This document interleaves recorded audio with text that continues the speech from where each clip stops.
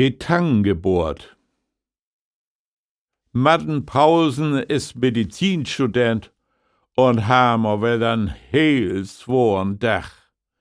Ein von de Köms an verleden Wochenend muss er schlecht was haben, mein he.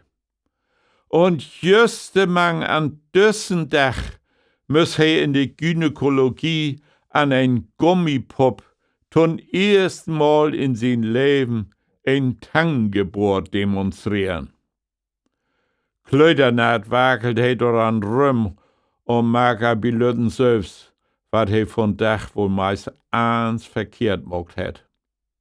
Wer eins kommt der Professor Tomaten, kloppt ihm auf die Schulter, kiekt ihm trauschuldig in die Augen und meint, nu brauchst du eigens bloß noch den Vater von der Lüt Baby mit der Geburtstang über den Deutz hauen, denn hast die ganze Familie utrott.